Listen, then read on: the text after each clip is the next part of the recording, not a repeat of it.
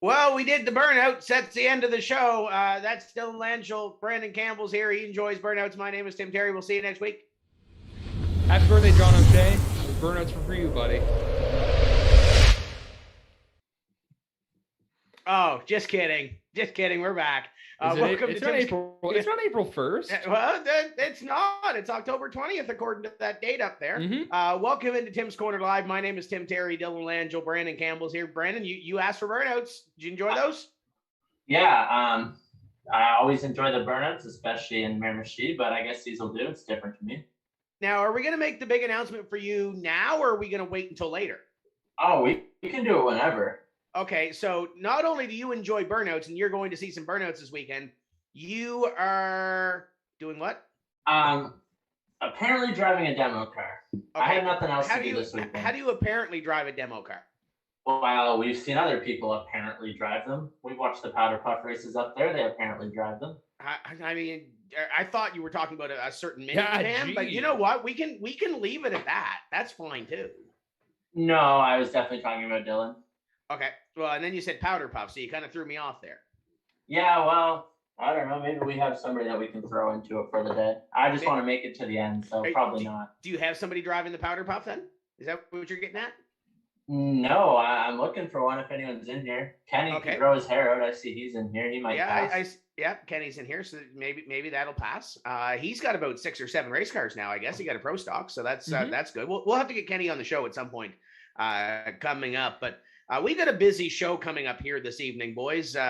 Last week rained out, so as we came off the front of the show, Lake Dowsett, that was the clip from Fun Day in 2018. Little bit of a throwback. There will probably be some burnout Sunday at Lake Dowsett Motor Speedway. We're going to talk Valley Raceway in just a bit with Dr. Rick Balser. Fun Day, or the King of the Dirt Day is coming up for them. And Saturday is Speedway Miramichi, the V8 Outlaw, the 4-cylinder Outlaw, the Halloween Spooktacular, Demolition Blowout, all that fun stuff coming up. On Saturday, we're going to talk Sydney as well. I just came back from Sydney. I can tell you, boys, that is going to be one hell of a facility. Lyndon and Kyle are doing phenomenal work up there. And Dylan, you get to go up and see the work next week, don't you? Yes, I do. I wasn't 100% sure if I was going to be making the trek across the causeway, but it was confirmed today. You thought the Heart of a Champion Hot Rod Classics were done in 2021. You were incorrect. It is the Monster Mash brought to you by Anchor Toyota. It's going to be happening for the soft relaunch of Sydney Speedway. So at least 8 hot rods are going to be going to Cape Breton on the 30th. So Tim, I'm very excited. I love going to Sydney Speedway, the times we got to go to last year. I'm so excited to see what the boys have done at the track. I mean, I've seen the photos, but I'm sure in person it's going to be a completely different story. And what a card it's shaping up to be with legends, bandos, sportsmen, mini stocks, and now vintage boys, along with the V6 class up in Sydney as well. I can tell you we have 9 sportsmen registered already. And there's 2 or 3 names that I don't want to say surprised me, because nothing really surprises me anymore, but kind of shocked me with the way that they're on that list. And there's probably about 5 or 6 extra that are probably going to be there too. So we could have 12 to 15 sportsman cars at the same time too. But my plan was today was to take photos of the pits, because today was supposed to be the day they were going to lay the gravel down. It rained. The only place it rained constantly in Nova Scotia, according to the radar, was Sydney. All day long, they couldn't lay the gravel down in the pits. Needed to be a little bit dry, but they have some things going on there. I know if you've been there before, there's some different traffic patterns in the pits. There's going to be one fluid traffic pattern. It's going to be nice. They're moving some stuff around. There's going to be grandstands in the back pits. The road going in is different in across 1 and 2. It's going to be fun. The boys have some work up for them, but it's going to be fun. Let's just put it that way. But we'll talk Sydney a little bit later on when we get to fantasy points. But before we do, let's go and let's talk Valley Raceway, shall we? And we'll bring on our first guest of the evening, driver of the number 21 modified. We know him as Dr. Dirt. Rick Balser will be hopping on the call here in just a moment. I think we're all good to go. Well, sort of. Hold on. 1, 2. Wait for the check mark. And we will be good to go on that. And Dylan, you know this guy fairly well, don't you? Yeah, I know him pretty good. Winner a bunch of times already in 2021, although the boy was driving that 21 last time we were at Valley to go to Victory Lane. Rick Balser's on TCM Live episode 36. Rick, we see you. Can you hear us? I hear you loud and clear, guys. What's going on down in Aylesford? Well, we got a night crew doing a little welding here. Just times are busy with snowplows and getting ready for the fall. We're just working late. And a little work on the car too, and the truck? Well, yeah, we're just secretly doing that, trying to make them fast. That's for sure. Tim, it's good to have a Valley Raceway guy on here. I think it's the first time we've had a Valley guy on the show. We've had a couple of drivers that have dabbled at Valley Raceway, but I don't think have run full time there. And Rick, with the truck and the car, how do you make them faster than they already are? Because I know Matt Burgoyne's been creeping up on you, but how do you make them even faster? Well, it's you got to read the track. It does change, and it's a super fast track. And lots of practice and just little things to make it faster. And Matt Burgoyne he's fast. He's going to be a hard feller to beat, no question. We've got Dr. Dirt on the show. We are live and interactive. Drop a question or comment down below for Rick Balser, and we'll get Mr. Campbell on the scene here this evening. Rick, it's been obviously no 2020 season with the pandemic, and now rolling into 2021. Car counts are starting to come up, and then we hit rain last week. So for you, how's the season been, albeit a couple of races in? How's the season been so far for you at Valley? The season for me personally has been really great. I mean, I've only carried one checkered flag for a feature. Car's been super fast, fairly consistent, had a smidgen of bad luck, but it's been great. Just nice to be back. And that's it. And getting you back to Victory Lane in that season opener and having some close racing, and you're used to Victory Lane at that racetrack. We're going to show some highlights throughout of some of the King of the Dirt races, but this is usually the big one, albeit we don't have the huge sample size this season to go off for points or what have you. So King of the Dirt, no points this season. So how big is this race going in, trying to get that crown one more time? Well, it's pretty big because it's been 2 years, no points. So the racing we've done this year, other than bragging rights, that's about all we have. So if you can be fortunate enough to carry the King of the Dirt trophy, I guess you will be the king. It's not going to be that easy, I don't think, but we're going to try our best. We've been practicing and we're ready. So for those that have never been to Valley Raceway, we've had the conversation about Lake Dowsett Motor Speedway kind of being tucked away, but Valley Raceway just outside of Kingston. For those that have never been there before, give us a little sales pitch about what the racetrack's all about, where it's located, and why they should take a trip down Sunday and see some dirt racing. Well, the track, it was built with sweat and tears for sure. It's tucked up in the heart of the valley in a nice little low part. You can see the Greenwood base. Lots of planes go by. It's just a beautiful drive to come see us. There's no question. When you get there, you're going to drive back this road and don't even know where you're going. All of a sudden, you're going to come to a beautiful racetrack, and there's lots of cars, and the fans are they love it. I don't know how to explain it really, but even the fans enjoy getting dirt on them. It's just part of it. It's not a race day if they don't get a little bit of dirt on themselves. So, and it's hard racing. Food's phenomenal. Atmosphere is phenomenal. I think Dylan, you can relate to that too. Yeah, I can attest for the food part. And yeah, you don't want to wear your Sunday best to Valley Raceway. Like every time, Rick, I'm done. I'm up in the scorer's booth there, and I'm covered in dust and dirt by the end. It's just something. And every time I talk to you guys have dirt in your teeth and you're covered head to toe in mud, basically. That's right. There's days out there that when you get done, you're spitting, especially if you're lucky enough to win the feature and you got to give a little speech. It's not always easy to get the speech out with your mouth full of dirt, but it's well worth it. So should I bring a bottle of water on Sunday for you and Justin and all them to let you kind of swish it out first? Well, yeah, and hopefully I get to use it. We'll see. We got the big race, the King of the Dirt and everything, which Justin's the defending champion of this race. So for anyone who may not know, King of the Dirt, this race started a couple of years ago as kind of a championship race after the championship. So we take the top three in our truck division, our 8-cylinder, and our modified division, put them all together, and they're about equal engine, equal talent, and then we'd have one person being the King of the Dirt, the King of the Racetrack. I think you were the first King of the Dirt. So the Balsers have really held that title since we kicked that off a couple of years ago.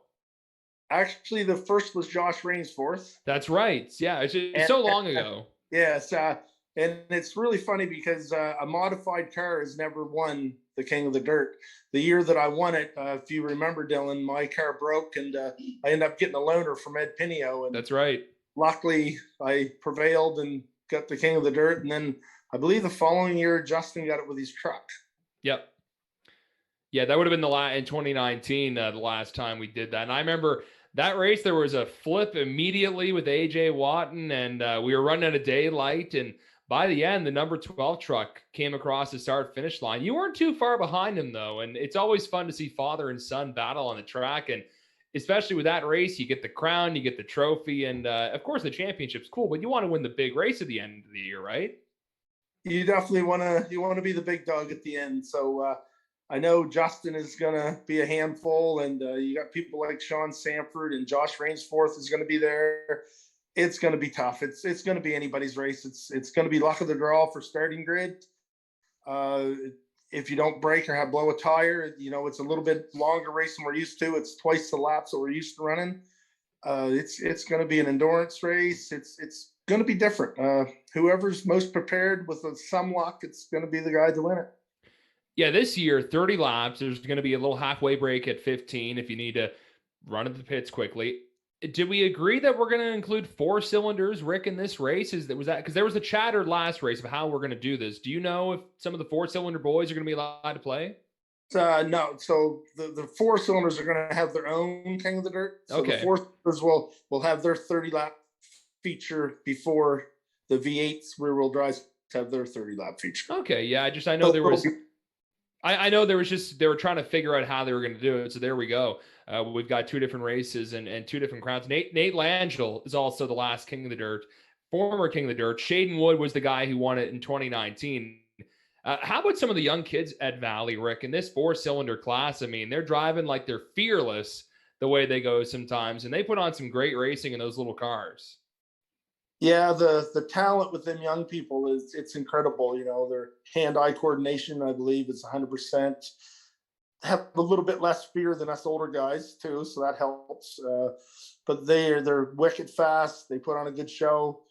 And even you take young Bent there, Kyle Bent, he left the 4-cylinders, come up the V8, and you know he's running top 2s, top 3s all the time. So I mean, he's there.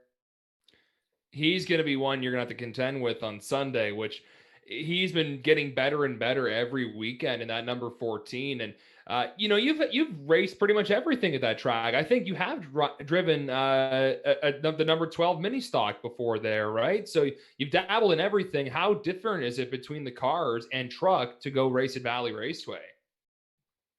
So the mini stock, the little number 12 that I drove a few times, they're fast, but they just feel so unstable compared to the big car.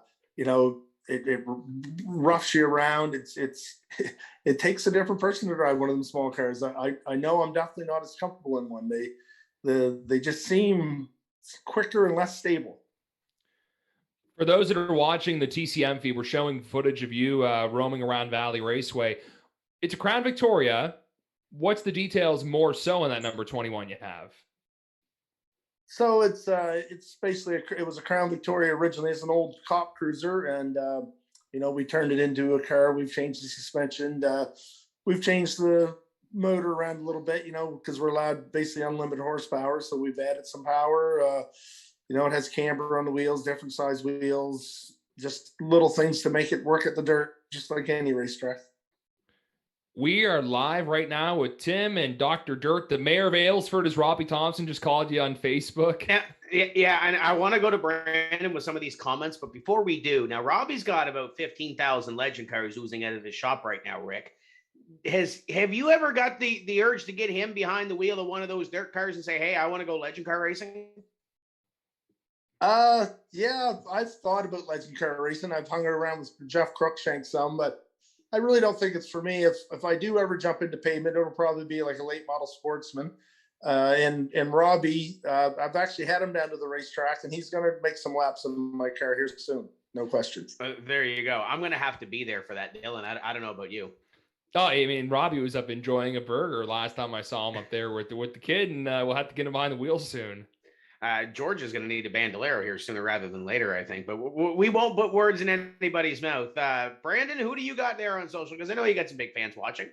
Yeah, we have our good buddy Austin Hiscock from Newfoundland. He goes, the Legends run on dirt south of the border. It'd be pretty neat to see them run on dirt down in Valley. And we kind of just talked about the Legends. So is that something you can maybe see in the future? I know the mini stock tour went there once, didn't they? Yes, it did. Yeah, and I could definitely see Legends there. You know, it would take a little more prep, but they would definitely go around that track well.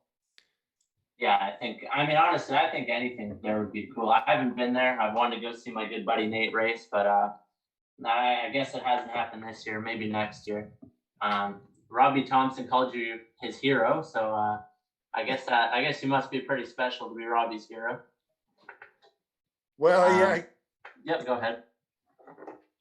Yeah, I guess Robbie and I are pretty good friends, and we've had some fun together, and he's given me lots of pointers.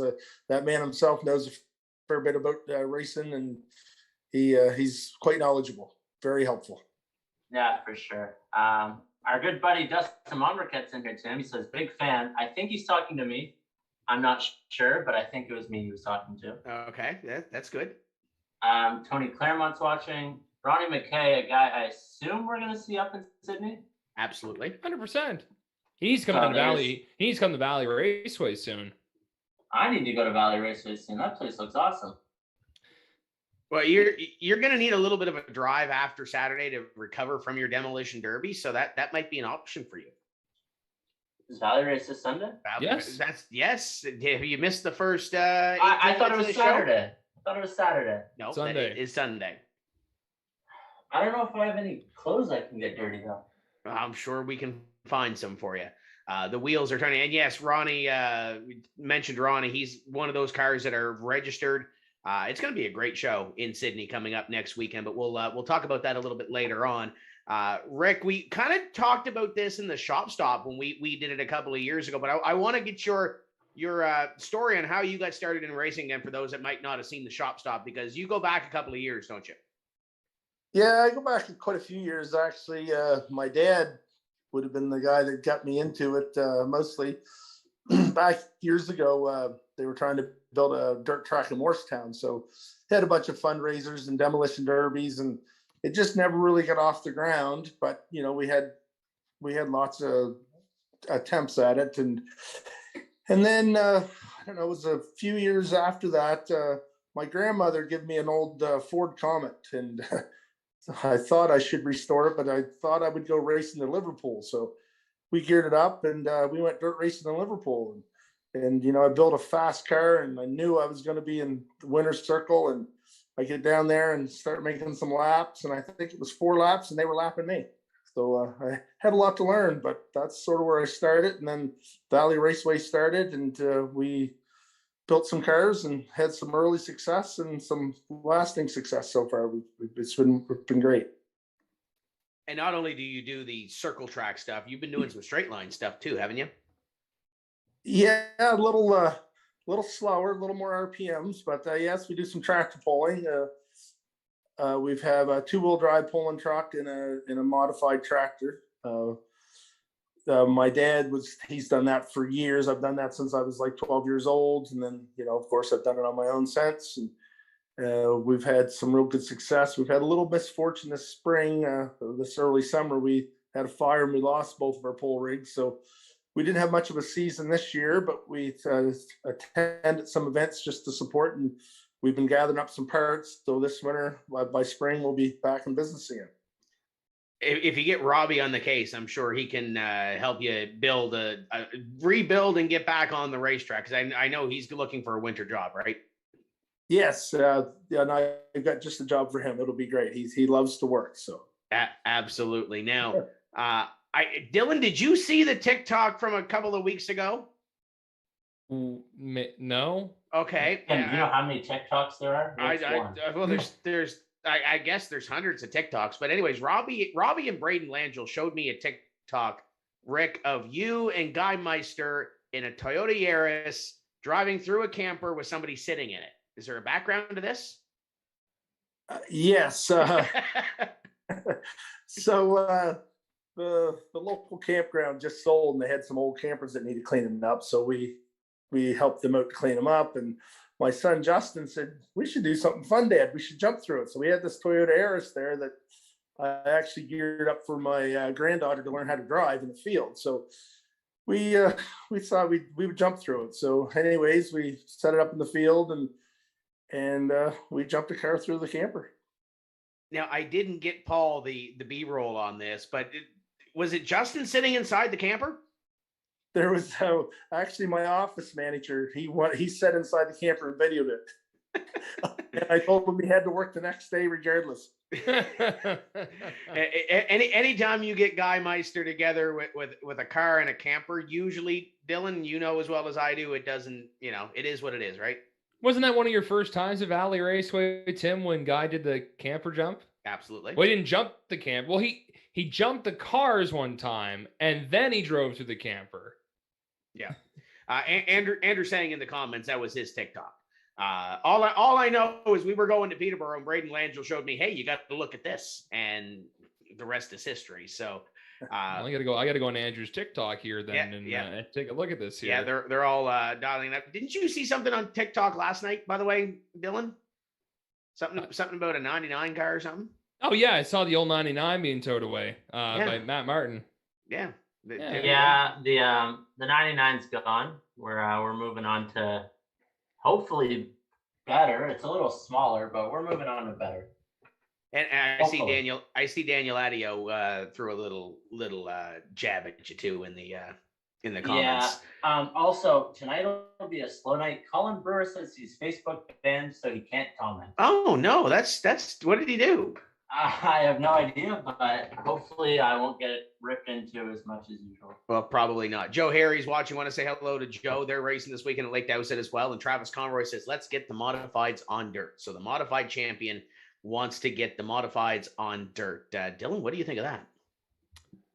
Oh, that might be okay. Open wheel on Valley Raceway. I mean, they flip by themselves anyway sometimes. I'm going through Andrew's Facebook. I'm trying to find this video here. Facebook? Andrew, TikTok? Well, no. I'm trying to. I couldn't. Andrew, can you comment what your TikTok is in the comment section? I know he's watching. I want to go find this video here. Robbie said he'll send it. He said, I will send you the TikTok sand videos, Dylan, Wednesday afternoon. Do it. I'm trying to find it here. Oh, and Andrew just put his TikTok name in the chat. So there you go. There you go. Okay. All right. I'll go look for it here, and then maybe I can hold it up to my camera and show. Okay. Well, there you go. This weekend, Rick, what do you expect out of this number 21 car when we go racing? Can we get a couple of wins? Obviously, the King of the Dirt crown is the big thing. What do we expect out of the final race this season at Valley Raceway? The final race, I expect that we're going to go extremely hard. We're going to push it right to the limit. So our plan is to be to the front if possible. It's going to be tough, but we're going to push it to get there. What do you expect the track to be like? Because obviously it's the end of October. There's going to be probably a little more dew in the morning. There's probably going to be a little bit more moisture in the air, at least in the early hours.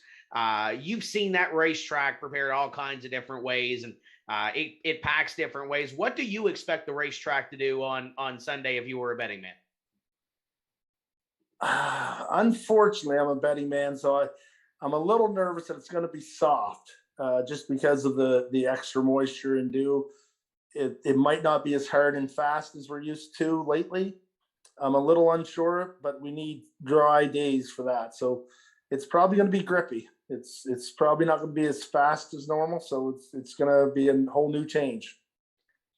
And looking forward into a 30-lap feature, obviously it's at the end of the day, so the track is going to be packed by then. But what can you learn over 30 laps in that feature? Obviously, halfway break. What's going to change? How do you set yourself up for twice the distance on that King of the Dirt race? I'm not sure I'm able to do this, but my friend James Graves tells me I just need to be patient. Patient? What's that? Just be patient, he says. It will come. Nobody's patient at Valley Raceway. By the way, I found the video. Do you want me to hold it up to the screen? Yeah, sure. If you want to show it, because I think Paul stepped away from the. Let's see if I can. Oh, hold on. It's just. Oh yeah. Get your light out of the way, Dylan. Yeah, sorry. There we go. Okay. Let's see. Live technology here, boys. No, okay. It's Over here. There we go. Okay. Oh, there it is. There's the yeah. Do we have the inside shot? Nah, there's another one here. Okay, we'll show the other one. Norm, if you're here, take notes. Yeah, Norm, yeah. Joey Petrie, take notes. Yeah, exactly. Over a little bit. There we go, right there. Okay, you can see that and go right through. Yeah. Sorry about my light, folks. Well, you get the gist of it. Andrew's TikTok name is in the link. You can go. Yeah, you're in the chat there. You can go take a look. And Robbie, wait, hold on. Robbie Thompson showed me the in-car footage. I'm just getting all the exclusives here. Well, continue with Rick though. Yeah, so it's going to be a fun day. So next year, obviously the end of the season, we didn't have a season last year. We only have a couple of races this year. What do you anticipate out of 2022 for those that might be building cars or might want to make a trip down to Valley Raceway? What do you anticipate the winter to hold for Valley? I think there's a lot of excitement. Everybody was unsure with it being shut down with COVID, but the last few races this season is definitely proven that we're all still there and we all want to race and we're very competitive. And there's lots of chatter that there's lots coming back and some new ones being built. So I think we're going to have a filled field and lots of racing and the fans they've been super excited. I suspect because it's been such a drought, but it's been some full bleachers, which is very nice to see. You've been around this sport for so many years. You mentioned Liverpool, Valley Raceway, all throughout the province, dabble in Scotia Speed World. Where do you see this sport going in general in 10 years? Because it's changed a lot since you've got into this sport, but where do you see this sport in general going? Are you asking for dirt? Is that your specific? Little bit of both. Peer into the crystal ball. Well, I really think it's just going to grow. It's exciting. There's people around that are very talented that can race, and there's people around that can afford to race. I really think that you're going to see more traveling, perhaps, because there's lots of people that love racing. Like in my crystal ball, I can see some Ontario cars coming down from the dirt to play with us and maybe teach us some stuff. Definitely see, some of the good dirt drivers going into pavement and continuing on to like Scotia and then some of the tours. I think it's just going to grow. You've been kind of an ambassador for this racetrack and Valley and the dirt racing and what have you in Nova Scotia. And you got the EIT Race Radio Hometown Hero Award a couple of years ago. What does it mean to be that sort of spokesperson for dirt racing down in Valley?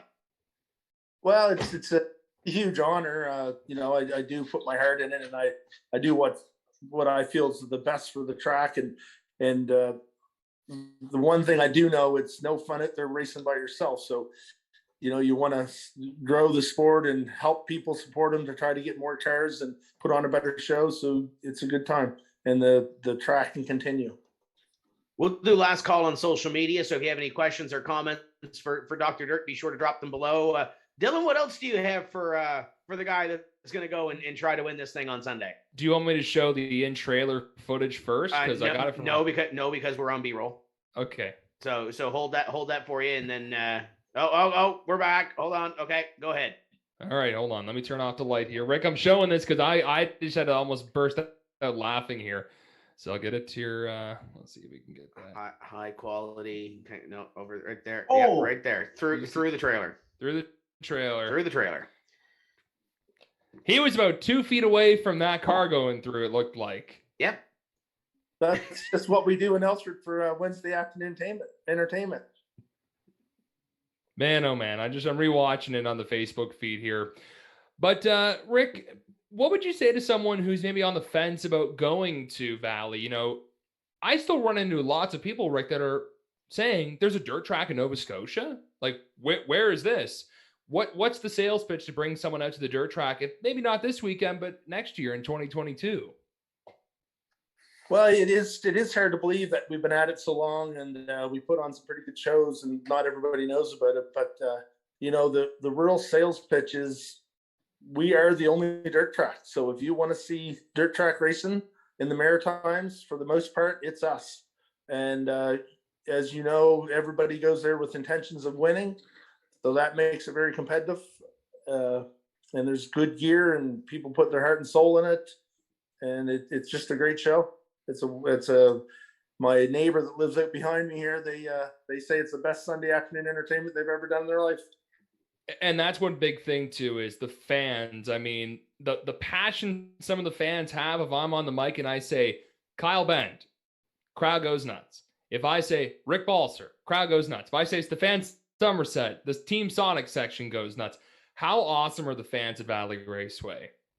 Well, the fans are really incredible. Like, the Facebook messages and text messages I get before the race, and they're always, if you get a checker flag, make sure you do donuts, and of course my crew chief and lots of my mechanics are always, do not do that. It's hard on your car, but it's hard not to please the fans, and because they're there to please you, to support you. So it works both ways.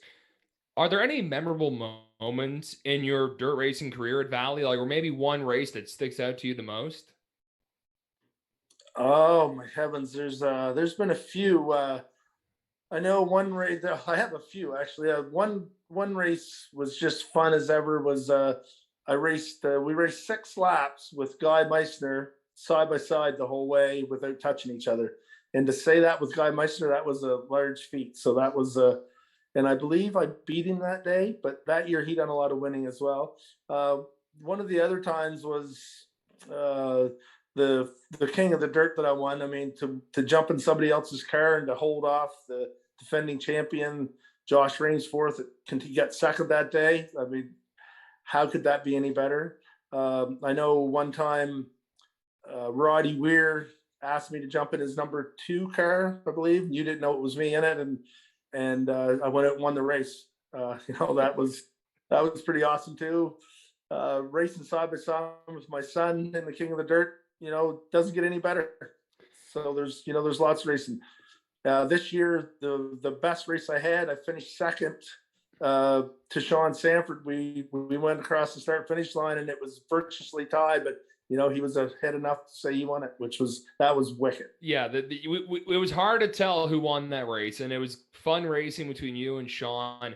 And the racing the modified division has put on this year, Rick, it's been great. And the thing is, and not to say it's not cool seeing Dr. Dirt get the checkered flag every time, but we've had guys who, are new in the division, like Matt Burgoyne. I mean, that first week compared to the last two, it's been night and day for how he's been able to drive that 81 at the front. And, he won a bunch of races in that 4-cylinder division. How cool is it to see a guy kind of move up the ladder at the dirt track?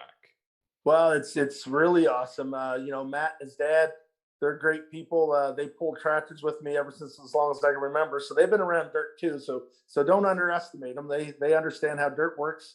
He started the 4 cylinders and then went up into the trucks, and now he's into the modifieds. He's been successful in both. It's just great to see Matt do that. You're riddling off names there: Sean Sanford, Guy Meister, Matt Burgoyne. Who would you say is the one driver you always got to look out for at the track? There's so many guys, and sometimes they just pop out of nowhere and they're giving you big competition. Well, there's really no one you can pick. I always, I always go back to Josh Rainsford. It's like he's the fox. If he shows up to a racetrack, you got competition. There's no question. But I mean, you got people like Dave Mansfield. He works every night on his car. He always has a fast one, so he's there. Kirk Dodge, for instance, you never know when he's gonna hold you up and win you for a race. It's just there's so many. I don't know if I can choose any. Tim, just a lot of great memories from the Valley, which you've been for some of them too. And it's getting me fired up for this Sunday. Yeah, absolutely. Always great racing when you go to Valley Raceway. If you're in the area on Sunday, be sure to check it out. Going to be a great time to close off their abbreviated season, but they're going to bring the heat. Rick, I know you got a couple of sponsors on the car, and I know you got a dedicated crew that helps you out every week. Who makes it happen to get that 21 car to the racetrack? Well, clearly our welding shop is a huge factor, which is Rick Balser Welding. But we couldn't do it without, Boss Snowplows and Snow Dog Snowplows. John's Tire is great. Action Transmission is huge. Wagner's Country Store, which is owned by Robbie Thompson, he's great. Atwater Service Center, without all these people, it just would not work. And apparently, have you had the sandwiches there? Because Robbie said they're the best sandwiches around. Yeah, I definitely enjoy. We do a lot of traveling over the province, mobile welding and service calls and whatever. And whenever we're in his area, I always tell the guys that's where we stop and eat. And the sandwiches are amazing there. It's definitely old school cooking, and it's great. There you go. A little bit of a pop for Robbie Thompson and the crew down there, but. Rick, this has been fun. Thank you for joining us. We look forward to seeing you on Sunday and seeing that car go around the racetrack and try to pick up another King of the Dirt. I'm going to try my best. I got to thank you, Tim, and thank you, Dylan. It's been great being on here. I really appreciate the opportunity, and want to thank you guys for all that you do for the sport. And I look forward to Sunday and hope to see you guys there, and enjoy when you get to Cape Breton there on that track. That's going to be wicked next weekend. That's going to be a blast. That's Rick Balser, driver of the number 21. We'll see him on Sunday at Valley Raceway. But speaking of seeing stuff on the weekend, Brandon, Speedway Miramichi's coming up. And what do we got on tap for Saturday? Yeah, Denver's not here, so I guess I'll fill his role. But I heard there's a V8 Outlaw race, which is kind of based off the ones they have in the States, where basically as long as it's a V8 and it's safe, you can show up and do whatever the heck you want to it. That's a little bit of a stretch, though. Do whatever you want to. You have to win the race. Yeah, but the car can have. I can't even think of what those guys have come up with. Oh, there's also a mini stock Outlaw race, which is the exact same thing. It just has to be 4-cylinder. a bomber outlaw race, which I heard in the rumors. There's a few guys that are putting racing slicks on the bombers. Bob Landry just popped in the chat and he said there's a mechanic race. So Well, so that was uh, the one that Zine Dutcher won last year, right? I don't really remember. Your memory is a lot better than mine. I think Zine Dutcher won. Yeah, but he's a driver and he got into the mechanics race because I think that was the big thing last year. Are they doing a staff race? Does Denver Magic get another car this year? I was also wondering the same thing. I'm sure they will. And again, Denver will have no competition. I mean, it'll be a close race again. There's all the demo stuff, the figure eight, the backup race, the dash for cash. Yes, Tim, there are burnouts. Okay. Yeah, and then there's the finale for the year at Miramichi, the big demo. I was talking to Denver. He said they're expecting about 40 cars. So 40 cars on that little track, beating the crap out of each other is going to be wild. Now, technically, you're a staff member up there because you line up cars, right? I try to.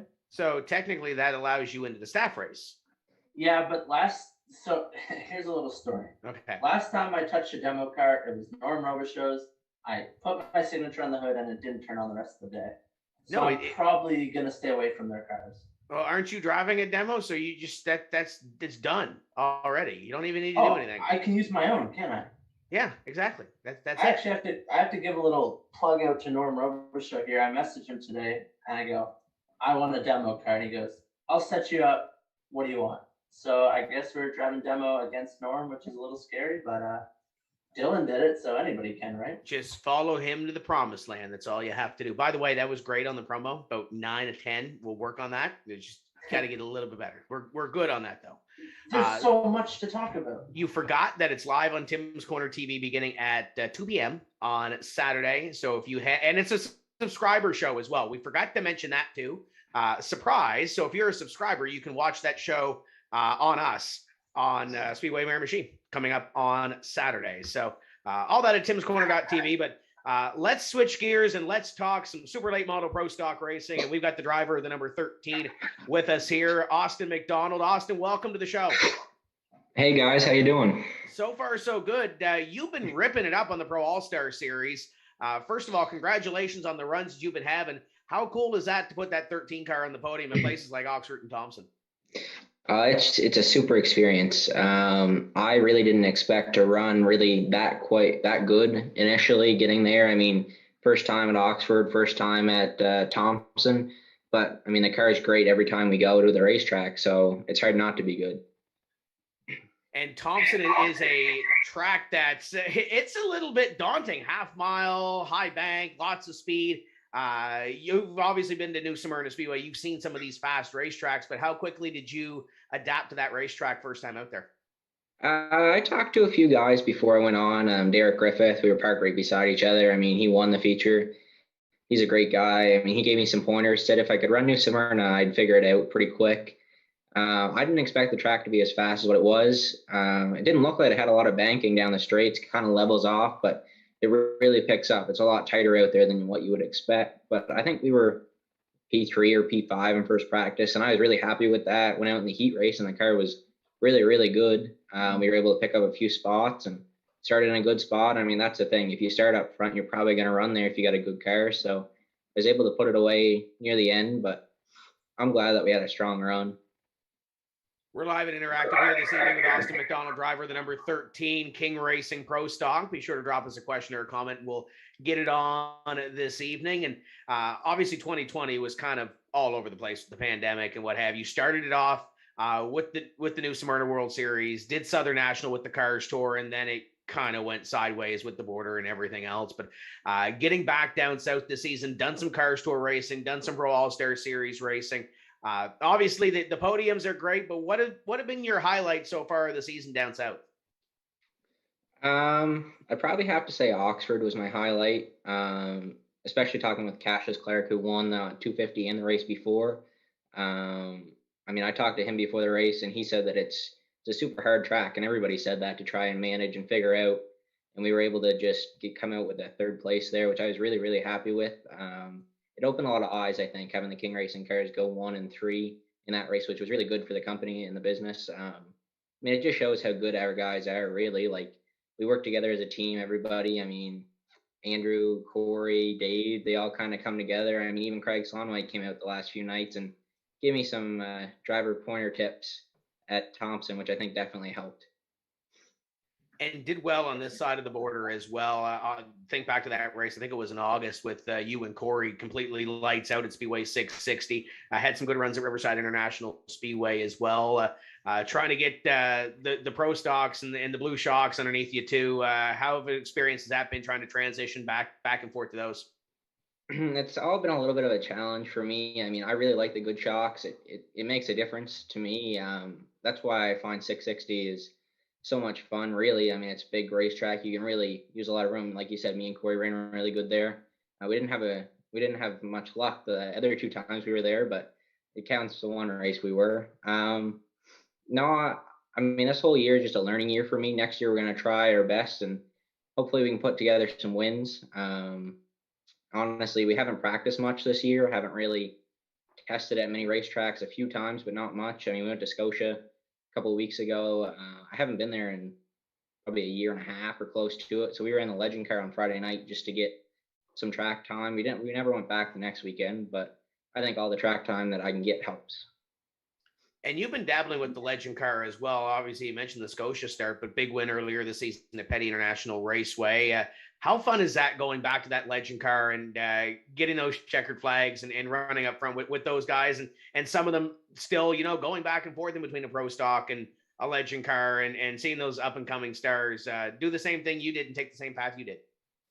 It's definitely fun. I love the Legend car just because it's really it's not very stressful. I mean, you can go out, you can put it all on the line, have fun every night. That's not saying we don't do that in the pro stock, but it's really just, it's a Friday night fun. We get to go out and race with the guys that I grew up racing with. That's the best part. I mean, Danny Chisholm, Craig MacDonald, all those guys. I grew up with them, racing against them, so it's always fun to go back and race with them. But I think our main goal is pro stock this year, and it will be next year. The Legend car, I find, just keeps me sharp when I can't race the pro stock. We discuss as a family and as a business and everything like that I should be in the car as much as I can. And I mean, that's usually every weekend. We learned that down south when we ran the Legend car a couple of years ago, that the more I ran, the better I felt and the better I seemed to be. So I think track experience, track time, and we raced at a lot of different racetracks this year in the pro, which was a big improvement for me. I learned a lot, and I just think going to every different racetrack that I can definitely helps me, and I think that's one of the main benefits to why we are running good this year. See, time experience definitely key, but let's look forward now. I know your season's not done. Season's winding down here in Atlantic Canada. A couple of races left, but pro stocks are done, what have you. What does your schedule look like here for the next couple of months? Where are we going to see the 13 car hit the track? Well, we're certainly going to Nashville in a couple of weeks. We have the crew all ready and on a list. Car's just about ready. Corey and Jonathan have been working really hard, and Andrew in the shop just to get that ready. The car's coming together really good, I hear anyway. Corey giving me shout outs here and there. But I'm really glad that it's coming together good. We didn't tear it up too bad at Thompson, so there's a couple of tire marks, which that definitely helps, not having to rebuild a car before you go out the next week. We're looking in the future at the snowball too. Well, actually the snowflake. It's in our books. We are still trying to put together some sponsorship, so if anybody wants to hop on and help us out that way, I mean, it's a lot of money to go down there and run that race, but we're certainly looking forward to it.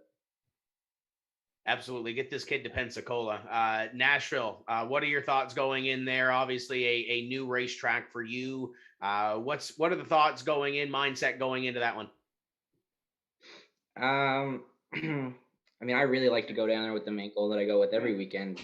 I always like to win. I really think we can. I mean, the car's been really, really good lately. And I think my experience has come a long way from when I started at the year. I know there's a lot of good competition down there, and I'm not sure who's all going, or I didn't check out the entry list yet. But I know if we put it all together and we all work together as a team, we can hopefully go for the win. I see our faces are missing off the, there we go. Paul's dabbling along in the background here. We are definitely still here. We're live and interactive. Danny Harvey is watching. We want to say hello to Danny. Before we go to Brandon, because I know he's busy over there on social, Dylan, what do you have for Austin MacDonald? Yeah, we are here. I just noticed that too, Tim. I was looking at Facebook. I'm like, oh, we're not there. Austin, we are magical, by the way. Yeah, it's like radio. I work in radio. You don't see our faces. Austin, it's good to chat with you. And I just want to ask about something you brought up, and Tim, we're talking about the shocks. And I know that's thrown around a lot where, there's a difference in the shock package between the 660 and the petty open races compared to the tour races. For someone maybe like myself who doesn't fully understand that, maybe a race fan, what does that exactly mean, the differences between the shock packages? Well, I mean, there's really two types of shocks you can run right now, and that everybody does. I know everybody's, or a lot of guys have been trying to get the good shocks, or quote good shocks. They're more expensive. I mean, you can do more with them. They definitely ride smoother and a lot better than I feel than the blue shocks do that we run on the tour. A lot of guys are trying to get them put on the tour all the way around. I don't know how that's faring out right now. It's hard to tell, especially with my inexperience, what the big difference is out on the racetrack. You can feel it. Definitely the good shocks smooth everything out all the way around the racetrack. Definitely help in speed a little bit. Some guys prefer them. I know I do, running on both and running at different racetracks. But I know the big conversation is pricing them, and I feel like a lot of guys like to run them and really would like to run them in the future, just depending on whether we can put a deal together or not. You're flip-flopping between the Pro Stock Tour cars, which is basically the same deal, right? But then you're driving down the state to the Cars Tour. Are you having to make any mental adjustments when you're hopping in these different Pro Stocks? Certainly a little bit, especially when we went down and ran the Motor Mile not that long ago, because it's a super race, right? You're working with another 200 horsepower than what you normally would be. That certainly changed it. I mean, we came back and ran 660 the week after that. I struggled a little bit to get back into the Pro just because there's so much different driving style. That's where I find the Legend car, when you get back into it, it doesn't change your driving style. It actually helps you because it slows everything down when you go from the Pro Stock to a Legend car, but it's a little harder the other way. Now, Tim was mentioning about the good luck you've had down in the States, and I'll be the one to kind of bring up some of the bad luck here in Canada. That 13, a couple of times with the Pro Stock Tour, had some little bit of extra damage. I remember a couple of times at Riverside, you got tangled up in one wreck, and then one time you got into turn 1 and 2. Let's talk about maybe some of the tribulations you had this year in the 13 with the Pro Stock Tour. I mean, bad luck comes just as much as good luck, and sometimes it seems like there's more bad luck than there is good luck. The car's been really good every week, really strong, and it just depends. A lot of that is just racing deal. I mean, you end up racing the same guys, so you know how they race. Some people don't give you the space that others do, and that contributes a lot to it. We cut a tire. We got a flat tire. It started going flat probably 100 laps into, or 50 laps into the race at Riverside, when I fell back from, I think we were in the lead, back all the way to getting lapped very quickly. That just happens when people don't race you so clean. I mean, it gets hot out there. Everybody starts to panic a little bit, shoves you around. I mean, I get that. That's racing. That's all you can do. But I look at the good runs and not so much the bad runs.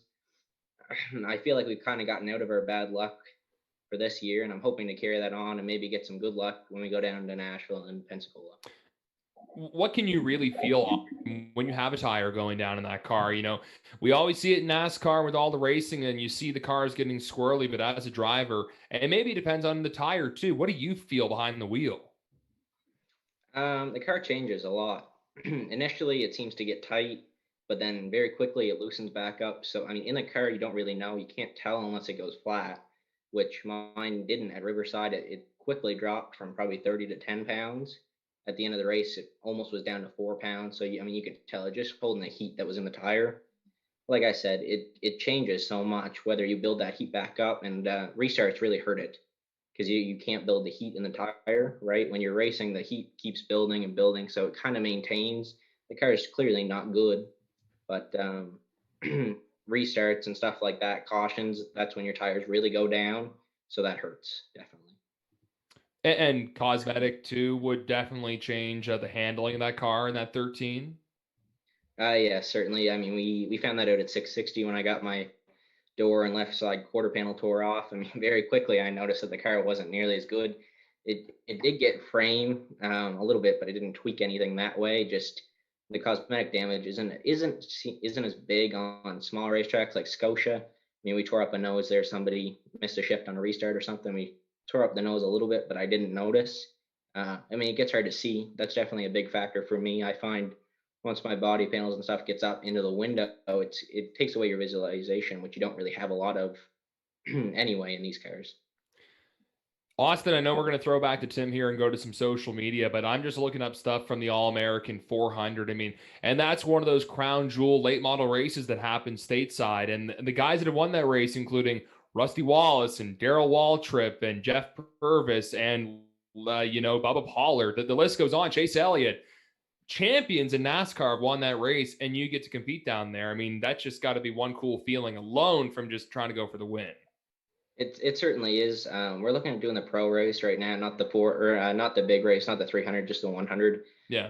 I feel certainly more comfortable in the pro now that we've run it all the time than the super.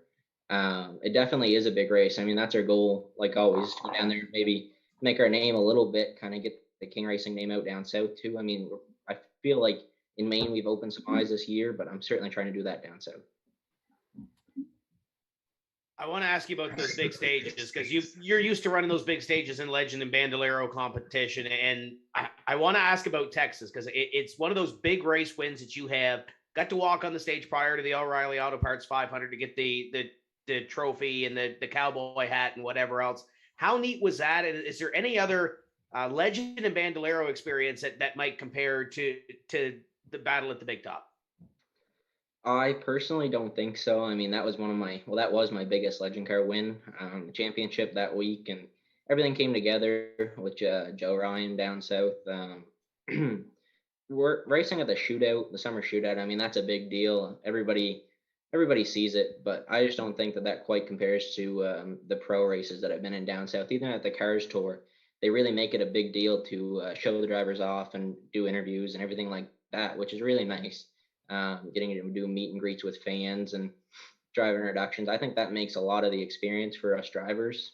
It really helps us get our names out there, meet people and meet fans. And that's a big part of the sport because they support us at the end of the day. So we've asked Corey and a couple of other guests that have been on the show. We talk about all the different markets that you've raced in down south. Your favorite racing market, whether it's at the racetrack, away from the racetrack, going to a place, what's your favorite place to go race at?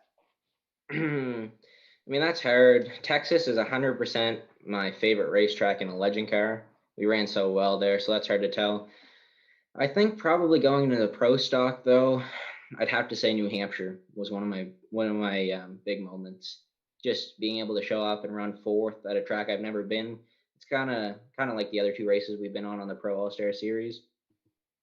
But just the just everything around the racetrack. I mean, you roll in, it's the big New Hampshire Motor Speedway, NASCAR and everything. That certainly helps. New Hampshire, Riverside, I have to say too. I mean, it gets out there certainly, but I think we should really in the next few years try and get the cars back for the IWK 250. I always loved that race as a kid watching, and a kid that ran Bandolero and Legend cars and going to the racetrack during the 50 lapper Legend races there for the IWK weekend. I certainly think that that's one of my biggest races. And I mean, I've never run an IWK 250, but I'm looking forward to the one next year. Now, I seem to remember back that last Scotia race that we did pro stock. You're racing at the end of that race with Donald Chisholm, John Fleming, champions of this pro stock tour and drivers that have been around for a little while. How neat is that? Have you had one of those moments yet that it's kind of sunk in that, hey, I'm racing with guys that I used to sit in the grandstands watch? It has. Even just talking to these guys, I mean, as a kid who's grown up around the racetrack and has always been there, I always looked up to these guys. I said, hey, I want to be that guy someday. And finally, even at 660 places like that, I mean, watching Corey Hall come up with me too, we kind of came up together. He was a little earlier than me. But even that, I mean, we work in the same shop. He's just a great guy to have around, and he's a big help around the shop and at the racetrack. I mean, we can always talk, and like you said, especially some of these guys, Donald Chisholm, even I have to say guys like Jordan Vino and people like that. That they're all so nice around the racetrack. The Pro Stock Tour. I mean, it's great to talk to these guys in the pits, and even we're on the racetrack, we're getting ready, we're putting our helmets on, and everybody's kind of anticipating what's going to happen in the race, but yet we still always come together and talk before the race and make sure that we all do our best and try to have fun. Brandon, are you still kicking around here? Yeah, I'm still awake. Okay, what do you have for Austin? Social's a little slow, but I kind of got a few questions of my own. So I know you've raced Oxford, Thompson, Motor Mile, all those places. Have you ever gotten on one of those tracks and been like, wow, this is just like a track back home? Is there anything that compares to the tracks up here? Not really, honestly. I find everything's a little bit different, especially down south from here. I mean, Oxford's a challenge of its own. There's nothing really that I've been on that compares to it. Thompson, like Tim mentioned, is very close to New Smyrna. It's the same idea, high banked, and I mean, you could compare somewhat Riverside to that, but Riverside is just its own track too.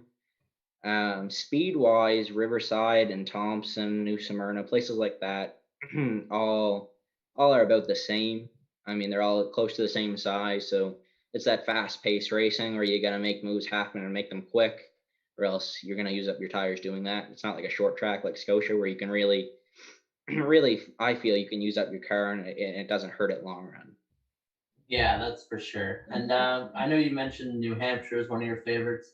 Is there a track that you've watched races or you've seen them on TV that you really just need to go to one day? I'd probably have to say Pensacola for that one. We always talk about it in the shop, and I mean, Cassius has been there a few times with Andrew. I feel like that's one of my biggest goals, and I'm really glad that we're looking at it this year. I always watch the race with my grandfather, or try to, and even when he's there, I always try to watch the race. Just the atmosphere around that event too is just huge. Excuse me, one of the biggest short track races around. So I'm certainly looking forward to that. Yeah, for sure. It's something that from up here, we're always watching the race down there too. And we mentioned, racing with guys like the Chisholms and the Flemings. But when you go down there, it's guys like, Derek Griffith, you said you were parked beside. Is there something more that you learn from them when you're at the track with them? Do they provide a little extra for you? I'm not sure if they provide anything extra. It's just here I find you have 10 cars, 8 cars weekly that are always strong and, are always going to be, or any of them could win the race. Where when you go down south, I find there's just a few more of those drivers. You get into cars where there's 20, 30 really, really strong cars within a tenth, and then you have to qualify, which is its own challenge. I struggle a little bit with that just because I don't do it enough. We always do heat races here. So anywhere I get to do heat races, I feel pretty confident. But that's just the main difference. Just how tight the fields are down there, where here I find you get a little bit more separation. Yeah, for sure. And so we had to mention Jordan Vino, and now he showed up in the chat and he says, when I grow up, I want to be as good as Austin. I talked to him after the Scotia race a couple of weeks ago. I got into him a little bit, and I honestly thought he was going to come over and say something to me, I didn't know. I thought he was going to be frustrated with me, but he came over and said that was a wicked race. And I mean, that was a big moment for me, just really feeling like I fit in with these guys now. Yeah, and a guy that could maybe learn a few tips from you, because you've done a few races in the Pro Stock now. But what advice? I know you mentioned seat time, but what else would you give to a guy that's just moving up, either from a legend or a sportsman to a Pro Stock? I'd say just you have to surround yourself with good guys and a good crew. I mean, my grandfather, especially my grandfather and my father and my mother, they really pushed this racing on me. And I mean, I love to be here. They're always supporting me, and I think that's one of the main goals. You have to find people that will support you through this whole thing. Yeah, exactly. And Tim and Dylan, that's all I got for now. Drop a comment, drop a question down there. Make Brandon busy tonight. I want to ask, obviously, your grandfather is Rolly MacDonald. What's the biggest piece of racing advice that Rolly has given you throughout your racing career? I always think back to this moment, and I think it's just tough love. From the Bando days, I think my first race, or not one of my first races, but my first race I finished second in. I mean, it was my first podium in a Bandolero, and he came up and told me I did a good job after the race, but nobody really remembers who finishes second. So that's one of the big moments. He's always hard on me, but I know that he's just trying to push me to get better. And I mean, all the guys are at the shop. We joke and everything, but it's always a goal to win and to really do our best every week. You mentioned those Bandolero days, working your way up through those Bandoleros. I want to ask you about the next one to come up through, because you've seen these Bandolero kids race. Who's the next driver that could be the next Austin MacDonald coming through the ranks? That's hard. I mean, I talk to a lot of the kids now, and I watch a lot of them at the racetrack. I mean, I really think Chase McKay, Tant Woolridge, I mean, all those guys, they win races weekly. Aiden Christensen. I mean, I was talking to some of these guys the other week, and I'm like, these kids must be 16, 15 years old, but you find out they're only 12 and 13, then you say, uh-oh, I might have a challenge here in the future. Now, I know there was a little bit of back and forth on social earlier this season, I think with Nathan Blackburn about the Bandolero deal, because technically at some of these racetracks around here that run the NX rulebook, there's no age cap. The outlaw is 12 and up. So if you ever had the inkling to get back into that Bandolero car at some point and just go around and cut some laps? Well, it's a funny story, actually. We just cleaned out our barn last week, and I found my bando. We put our bando out there after the Spooktacular event. Oh gosh, 6 or 7 years ago now. And I was looking at it, and I think I really might have to pull that out next year and even put a kid in it. I mean, Ethan Hickens in our shop all the time, and I mean, he's a great kid. He's just coming up. He's learning a lot and learning really fast what to do in a bandolero, and I think it's great for him to come up, and I think he's really going to be good here in a few weeks or in a few years. I always joke with Danny Chisholm too, tell him to get in my bando and run it someday. I mean, he's still the size that he can probably fit in one. He has grown a little bit, but he's not quite full size yet. Now, I know that Craig Slomway gave Ethan Hickens some advice earlier this season that we cannot say on the show. But have you given young number 5 any sort of tips and whatever on his first season? I try, but I mean, it's really just about letting him have fun right now. He's a great kid, and he always brings smiles. I mean, everywhere you go, he's laughing, he's smiling. I mean, the kid only weighs like 65 pounds, and he's 10 years old driving a bando. He sits so close to the steering wheel, you get a kick out of it. But I try my best to talk to him, and it's just really nice to see the excitement that comes out of him when he gets out of the bandolero after a race. Kind of sees through that steering wheel and not over it. It's kind of neat to see him go around the racetrack. Dylan, what else do you have over there? Well, Austin, we brought up your grandfather a couple moments ago. I mean, you talk about Canadian racing icons and racing legends. That's Rolly MacDonald. He wasn't just a legend around the Maritimes. I mean, he raced on the ACT Tour back in the 80s and 90s. He's a cast car champion in Quebec. I mean, and had some great runs down south as well. Do you feel the pressure knowing that your grandfather was one of the greats from this region? A little bit, but it's not really. I mean, he never pushed that on me to be what he was or is really. He's just here supporting me and letting me kind of make my own path. And I think that's a big thing for me. We always talk, and he's always in the shop now working with us, setting up the cars, trying to get them ready for the racetrack. And we always joke around, and I mean, that's always a big factor when everybody knows who my grandfather is, or a lot of people do. But I really just think it's a closeness that racing has brought us all together. I feel very close to my grandfather right now, and I'm really glad that we're able to work together weekly and really figure things out. I mean, he'll bring a setup book from 1992 when he ran that Scotia Speed World, and then he'll bring it out to the shop, and then we'll try that, and we'll go to the track and test, and it's really fun that way. No, it's super cool. Do you watch any of the old races on YouTube that your grandfather was part of? I mean, there's the double header at Scotia Speed World back in the day with ACT, and there's a couple of NASCAR races on there. Do you go back and look at the old races through the Grampy there? I do, and we always watch them in the shop when we're just working out there. We'll always put them on and kind of check them out and just look at them back in the day. And we talk to him, we tease him about trying to get back into the car. And I mean, that's the main goal of him. We're all trying to push him to get a vintage car. So if anybody mentions that to him, I think we should just keep mentioning that to him, kind of put it in his ear, maybe get him in a vintage car here in a few years. Rolling Hot Rod Classics, do it. There's a couple of races, Tim, where Robbie Thompson and Rolly MacDonald race against each other that are on YouTube. There you go. Don't mention vintage car to Robbie Thompson. He'll have like 6 or 7 roll up into the shop. I think Cy Harvey's got a couple sitting there, right? Yeah, you could loan one off the 37 there, the coupe. Yeah, there you go. I think that's perfect. We do have a race coming up in Sydney in a couple of weeks, and then we have an off season. We have plenty of time, Austin, to get Granddad in a vintage car. Yeah, I'm gonna keep mentioning it to him in the race shop and everything like that. I mean, you speak of Robbie Thompson. I mean, he worked with us in the past, and it's nice to see him back to the racetrack. Definitely working with Braden and people like that. He's just a great guy. I mean, he came up to me at the track the other day at Scotia, and we talked for probably a good 20 minutes, just getting back up to speed with each other. And another thing I want to mention is Sydney Speedway. It's a great racetrack. I mean, I see the Facebook pictures. I haven't been down this year, but it's certainly coming a lot better. I couldn't believe it. I'll tell you the truth. I scrolled by it thinking I had no idea. And somebody mentioned to me, I said, that's Sydney? Like, I couldn't even believe it. It really sucks that we don't get to go this year. I mean, I'm a big supporter.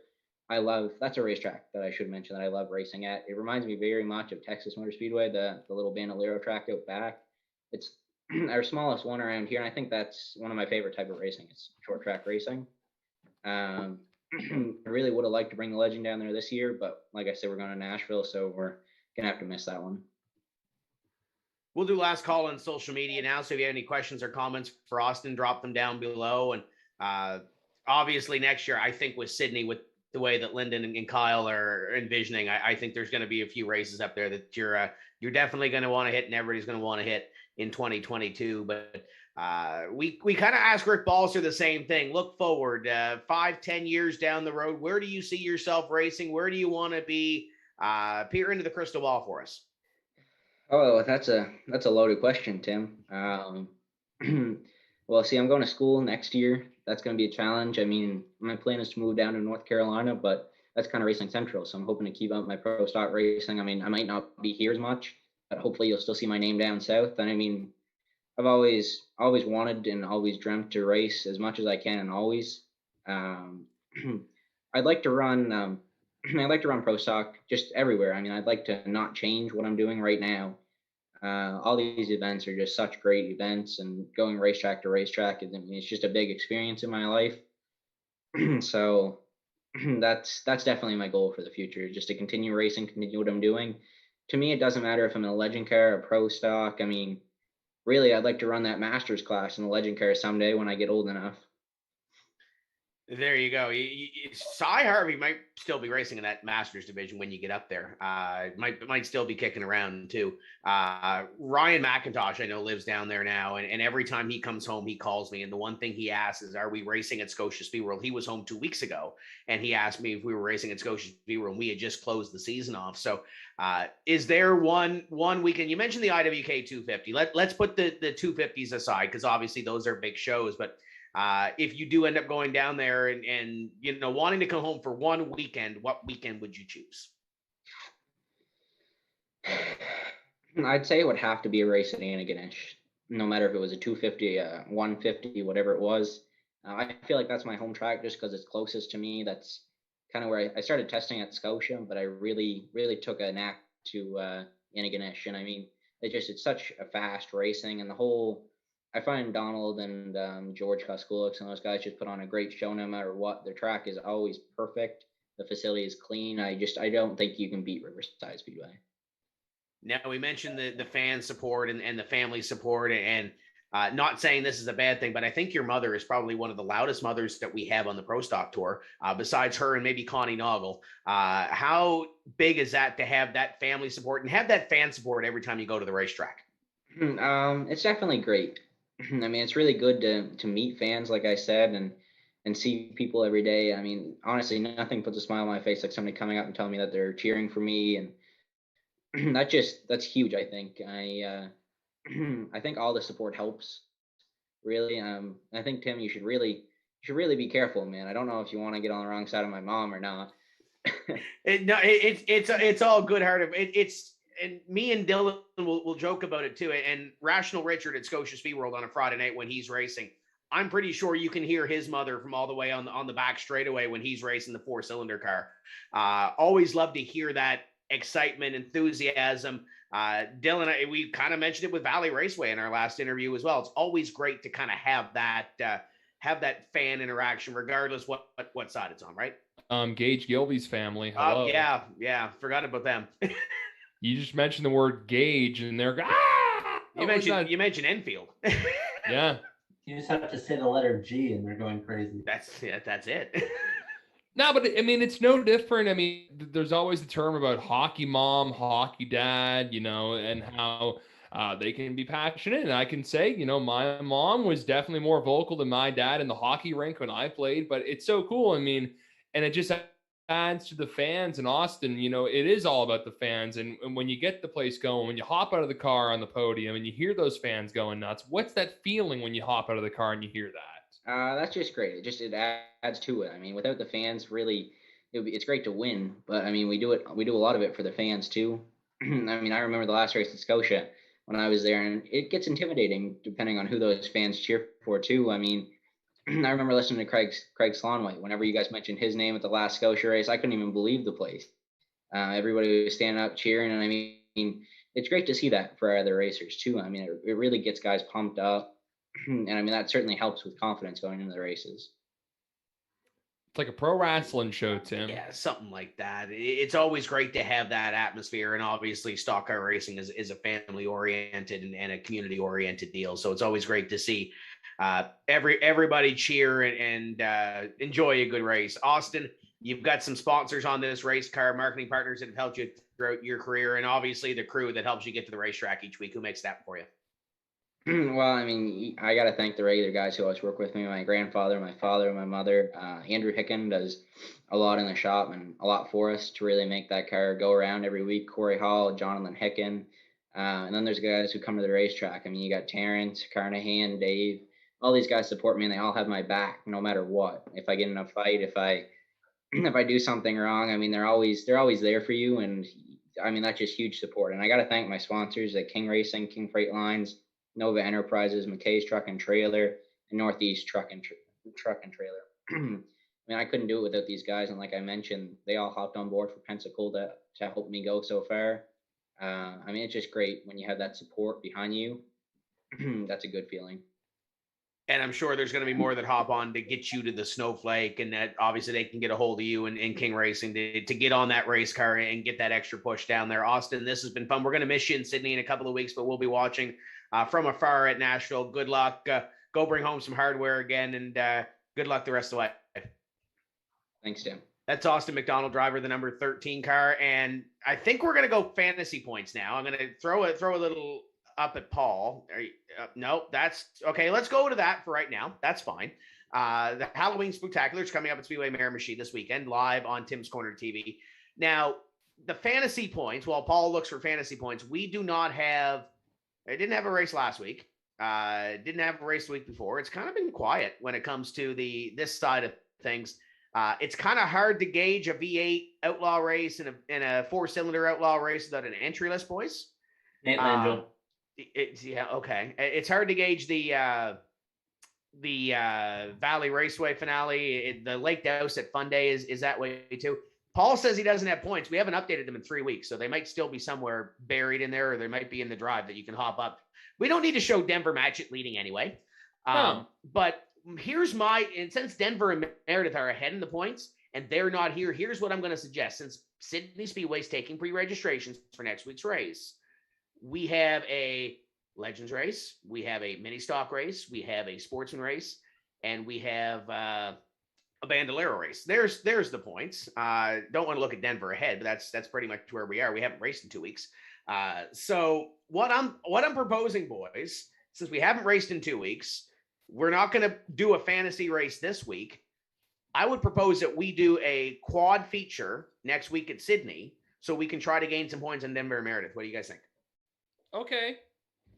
I'm sure with that. I mean, I don't have a chance, but sure. What do you mean you don't have a chance? I'm like 900 points back. Well, if there's 4 races, you win. Well, you're still not going to catch anybody. Wait, when does fantasy end? At Sydney, or are we running this through the winter too? What are we going to do during the winter? There's some big races in the States. We are not doing fantasy for iRacing. Yeah, we're not. It's probably not a good idea for Dylan to do fantasy for any race down south because he won't qualify again. Pack it up, boys. Technically, you finished P6. There are 7 names on there. There's just one that's not on there. Does that make you feel any better? Wait, I actually ended up passing. I like I said, if we go by average per week, I think I win. Okay, yeah. Average doesn't count. Handicap doesn't win you a championship. Average doesn't count. Okay, got it. Okay. Anyway, so we do not have a fantasy race this week. We do have some racing going on throughout the Maritimes, but no fantasy race this week. We will have probably a couple next week when we go to Sydney Speedway to close off the 2021 season. So keep that one in mind. Keep that under your cap, and hopefully the fans don't pass me and don't pass anybody else in front, and hopefully I can gain some points in Denver, Meredith. Good luck to you, Dylan. Our next guest is the driver of the number 36, and I think we have him on here. Gary, you got a copy? He's connecting to audio. We've got picture. Oh, there we go. Gary, you got a copy? Hey, holy cow! I needed Austin to tell me how to work this. Technology, eh? No kidding. Canada's Ironman, Gary Elliott, is joining us. Gary, welcome to the show. How's the I don't want to say off season because we've only been 3 weeks, but how's the off season been treating you so far? Well, we had a great year. We didn't do a lot of damage to the car. It was pretty hard to, because as much as I tried to keep up with everybody and beat up the car, I couldn't. So I didn't do any damage. So we don't have a lot to do, but we need to do brakes and we need to do a few other things. So the guys are coming over on Saturday and we're going to work on the car and try to just, I want to have it ready before probably the end of November. There's no technology that I need right now, off season that I need, because I got a pretty good car and I think I'm going to try to go a little faster next year, but I think I'm pretty good shape right now. So for those that don't know the story, you've moved back out here after being in Ontario. So I guess we'll start at the start. For those that don't know, how did you get your start in racing?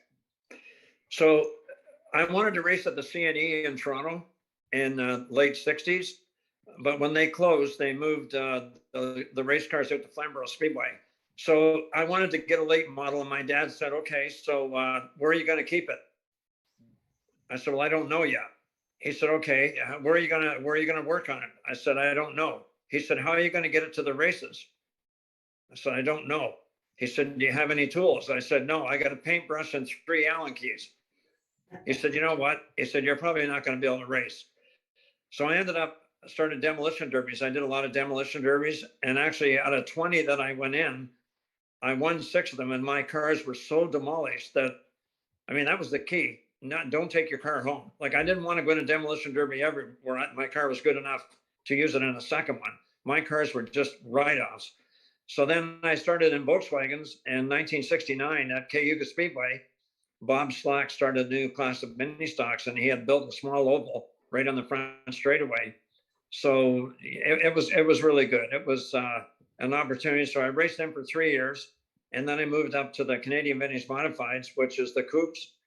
So I raced them from 1972 to 2004, and then I went to late model in 2005. And the rest is history, right? Well, there's been a lot of history. At one point, I had more rollovers than feature wins. So, that was early in my career. But, I've won 40 features total, and I won 19 of them since I turned 50. So there could be hope. I can't wait till I'm 80. I might really be. And then the numbers that you have, obviously, you've got a lot of race nights. You got a lot of consecutive races. Refresh our memories on those numbers, because I know you have them handy. So I have a website, Gary Elliott Motorsports, just so anybody, if they want to go check. And if you go to my website and you click on message board and then click on general chat, there's a whole bunch of topics there. I started the website in 2004. So, but the third topic down, so I have like diary of the season, 2021, 2020, 2019, all the way down to 2008. The rest of my stats are kept in 3-ring notebooks on my library. I have scrapbooks from every single year.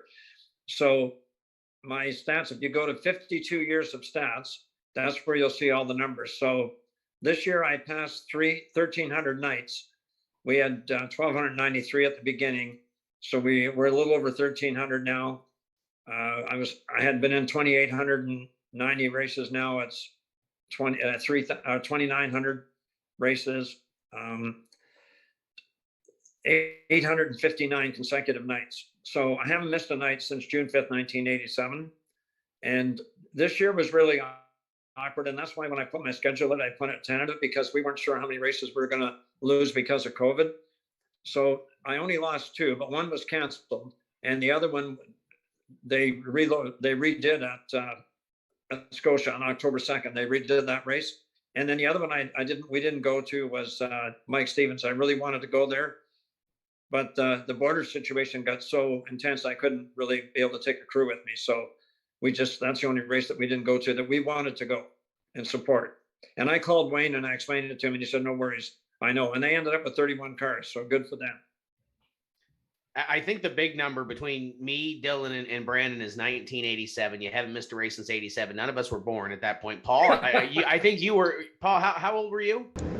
In 1987? Yeah, Paul, 87. Producer, 80, there you go. 87, I don't think I was a twinkle in my old man's eye just yet. I was born in late 88. No, there you go. I was 40. Yeah, not to make you feel young at all. I've been really blessed. I was 40 years old in 1987 when I got DQ'd for 2 nights. And prior to that, I had a streak of 151 nights without a miss. So it really hurt me. It devastated me to get DQ'd for 2 nights. And just to explain to you, like, I didn't get DQ'd for the engine being, or anything to do with the car. It was to do with fighting on the track. So I got in a fight with a good friend of mine, who still is a good friend of mine now. Well, he wasn't so much a good friend then, but he is now, and both of his kids are. But yeah, I got in a fight, and I got suspended for 2 nights. So that ended my 151 streak. And then I vowed, I don't care what anybody does to me in the track. I don't care what anybody says to me in the pits. I'm never going to fight again with anybody, because I don't want to miss a race. I just love racing, and I still do. Now, obviously, the move back home, let's talk about that, because I know you were racing with Oscar and doing well in Ontario. So why the focus back to Nova Scotia? So what was the reason that led me back here? Yeah. So I was born here in 1947. I was born in Truro, Nova Scotia. And so my family, they moved up and they headed to Toronto. My dad became a welder, and he was a Boilermaker. And he figured that was the opportunity for him to do the things that he was able to do to look after his family. So I started racing in 1969, and then things happened in my life. Things happen sometimes. And so I made some mistakes, and I ended up being single. So I was renting a place for 4 years, owned by Bill Grisdale from Grisdale Enterprises. Him and his family were really good to me. So I stayed there for 4 years. And then in April of 2019, I went to pay the rent, and he said, Gary, I hate to tell you this, but I need that place back. I thought, are you kidding me? And I had both my race cars were downstairs, my late model, my Troyer modified, and I was living upstairs with my dog, Buttons. And I was devastated. So anyway, throughout that day, my kids both had called me, and they said, how's things going, Dad? And I said, I just got my notice. I got to move. But the good news, Bill was so gracious. He gave me 6 months, because he knew that I'm a racer, and Flamborough Speedway was 5 minutes from where I was living. So he said, Gary, you got till November to move out. So that didn't really sink in at the time, but I really was grateful for that, because it allowed me to race 24 nights in Ontario that year. One got rained out, so I actually raced 23 nights that year in the modified and the late model. And my son we didn't team up that year. We teamed up in 2018. But then my kids, they both said, Dad, we think it's time for you to move to Nova Scotia. I said, I don't want to do that. They said, you can race down there and you can do whatever you want, and you'll be with family, because I have a lot of family down here. They're mostly into music, and they're great musicians. I said, okay, you know what? So within a month, they had come down here. they went to 4 different places and FaceTime me all the places, and they said, we want you to get this place. So I ended up getting it, and now it's a museum now. I got all my stuff hanging up. I never had room to put anything before. So you got to come and check it out. Yeah, I'm gonna have to. I'm a season ticket holder for the Truro Bearcats, and I haven't seen a game yet. Though, Dylan, I heard they beat up on the South Shore Lumberjacks a couple of weeks ago. They didn't beat up on the South Shore Lumberjacks. They beat them with no time on the clock because the ref got paid off. I was there. Oh yeah. Here we go again. Dylan, what do you got for Canada's Ironman? Well, Gary, it's good to see you, and you had a great season, keeping the car clean, which not a lot of guys did. I've been scrolling through your website the entire time you've been here, and it kind of gives me flashbacks, Gary. I remember really before social media was a thing with Facebook and everything, drivers would have websites to give updates. That's not so much the case anymore. It's almost a rare sight here, and there's so much detail from every race you had this year. I did, and I do that. I've been doing that actually. If I can show you, if you can see, just see if you can see this. Can you see them? Yeah. Books? Yeah. So all those are filled with 3-ring notebooks, and they all have the same. I use the same format since the 70s, since early when I started racing. So I put down who was in my pit crew, what it cost me to race, how I finished all the races, how I finished, and then I hand wrote I hand wrote every report, and then now I use the computer, so I type what my results are. But I just been keeping stats, and I don't know why I did that, but it's been great, because now if somebody said to me, how can you prove that you've got 859 consecutive nights? I'll say, just come over to the shop and I'll go over it with you. I don't mind. If somebody wanted to say, this is important to us, Gary, to prove that can you validate that you did 859 nights? So I got it all down on paper. Do you do that immediately after the races, or do you let it soak in for a day or two? Well, so back in the 70s and 80s, I would do it Monday morning when I went to work. So on my lunch hour, I would sit in the lunchroom and I would write about, because I wouldn't be able to have time to do it at home because my kids were young and, there was just no time at home. But I would do it at work. And then now I do it like on Monday. I'll do it Monday. I usually do it, a couple of days after. I'm just getting kind of sucked in here to reading. I was listening to you and Tim chat today. I didn't think there'd be so much detail. I mean, I'm reading about right now the twin 75s and just kind of scrolling through, and wow, there's just so much detail. And, and it's giving that recognition to your sponsors, which I'm sure we'll dive into, and the whole crew. But this season, you had the support with your sponsors and your team. And like I mentioned, that 36, it never got tangled up in anything. No, and you know what? I mean, I'm usually pretty hard on myself, and I'm pretty honest as well. So it's pretty hard to get mixed up when you're 10 car lengths behind the closest car. But on restarts and stuff like that, if you're not smart, you can get wrecked. I never rate a lap, but reality, I'm 74. We kept getting better every week. I would race hard in the hot laps to try and get my lap times down. So, and it wasn't so I could stay on the lead lap. It was so that it took them longer to lap me. So, that was kind of a goal. Like if I could, I think Riverside, the first 75 laps, it took Donald Chisholm 750 to get by me. So, can you imagine, like, you're saying, why are these guys high-fiving each other? Well, because it took them 53 laps to pass, so lap me. So, you know what, it's have to look at positives. And when I last year, I didn't do so good because I was pretty discouraged that I couldn't keep up because I knew I had a good car. But you know what, it's really physically a challenge down here. Again, in this series, it's very physical.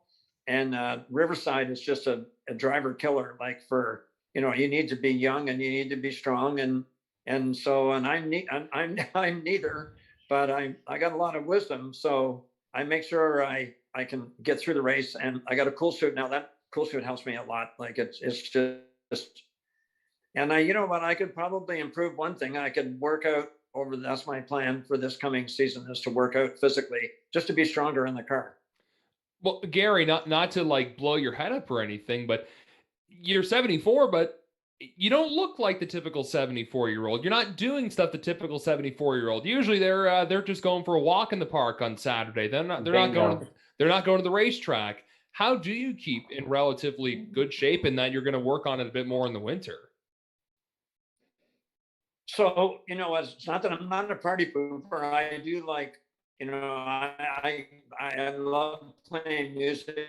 I sing, I play the guitar, I play piano, and I join in with them.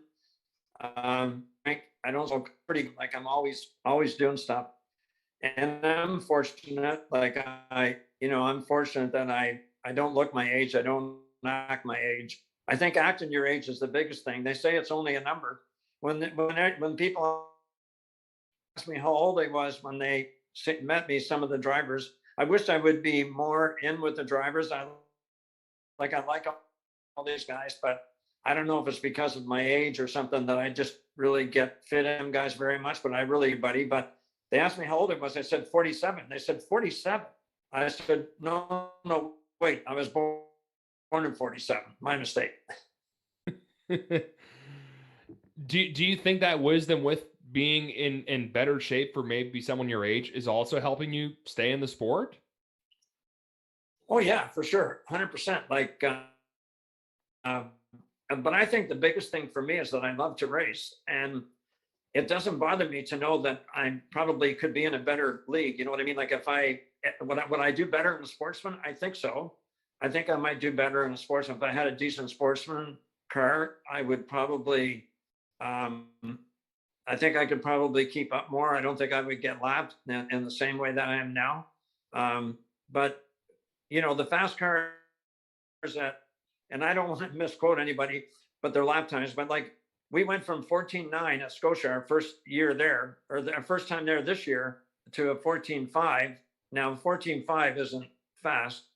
It's not bad, but it's not fast. But we just narrowed the gap between the fastest cars and me by probably 0.4 of a second. So it still means in a 40-lap race or 50-lap race, you're going to get lapped, but not as often. And I always move out of the way. You know what? My spotter tells me they're coming, so I don't wait till they're on my bumper. I try to get out of the way a little bit sooner. And as soon I'm back out in the fast lane as fast as I can. Everybody doesn't get by me. Tim? Yep. Brandon, I see social starting to come alive. What do you got over there? Yeah. So Derek Kilchie says, hey, Gary, it's Derek from R&D. So he's tuned in tonight. Bob Landry says you need to comb your hair. And then Robbie Thompson said, ask him what year him and his son and Robbie's dad went to a Leafs game. He thinks it was 1986. Yeah. You know what? It was before that, because David was about 8 or 9 years old. And we happened to be at a Toronto Maple Leaf hockey game, and we were sitting at the end of at the ends, and behind the Leaf net, well, every other period, first and third. And it just happened that we were beside John, Robbie and his dad, John. So that was really cool. That was a great night. I remember that. Yeah. And Robbie's a great guy, and Robbie's had a great career, and it was really nice to meet him then. And my son had a great career as well. David won 14 championships and 60 or 70 features. He was pretty dominant, and he was dominant on old cars. Like, he never had a new car ever. Like, he wouldn't even know what it was. He just made his older car work. And I think once we put bump stops in cars, then that really that took a lot of older cars to try and get them to work as good. So, but anyway, yeah, that was great meeting Robbie and Bob. At least tell Bob I got here. So, and he's going to be driving in the mechanics race at Miramichi. Yeah, actually, number 71. Yeah, I saw Neil Muse posted a video, and then somebody asked him if he was going to be driving, and he said if he comes, so that'll be cool. But I'd like to talk about Ontario a little bit. because I've been showing a few of my friends from Ontario the replays of some of the races on Tim's Corner. And my good buddy Dustin Monbriquette, he goes, "That's Gary Elliott." And I was like, "How do you know Gary Elliott?" And I guess he used to watch you race back in Ontario. And I heard Wally Wilson owns a few of your old cars. Yeah, Wally bought, him and his dad, his family, they bought both my cars. They bought my late model and my modified. Yeah, I just had to check with Dustin to make sure. I remember he told me that, so it's cool. Wally's one of my good friends also. But we know Cody Burns out in Ontario, and he's told us a few stories. But what would you say your favorite track to race at in Ontario was?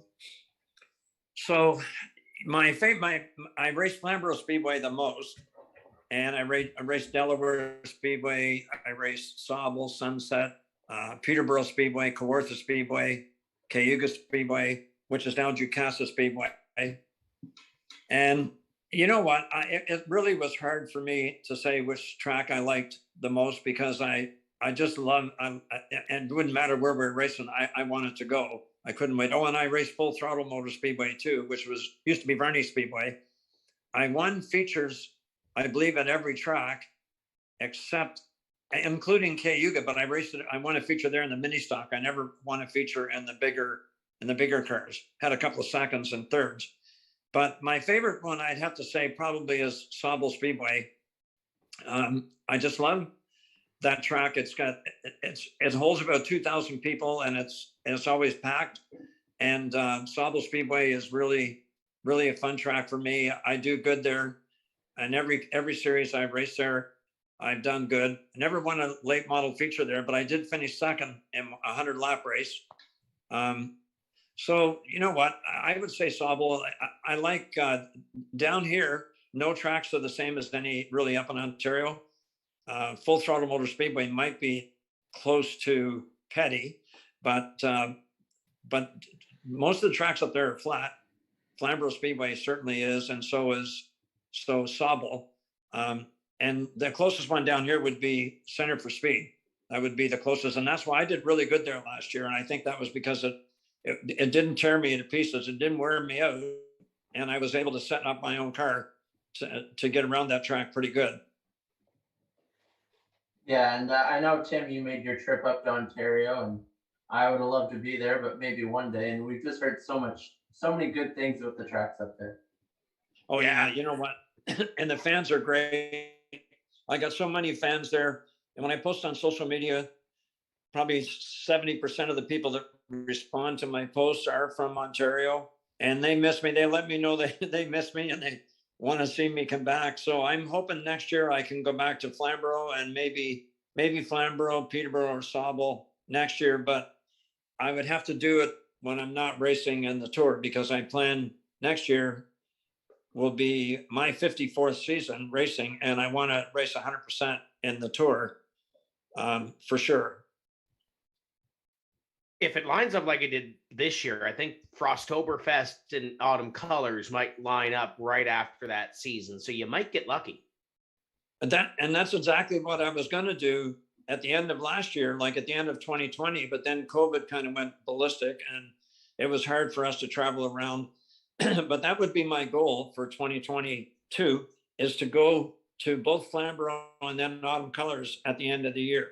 That's exactly in Peterborough Speedway. It's a really fast, short track. In Flamborough, I've got 10,000 laps on that track.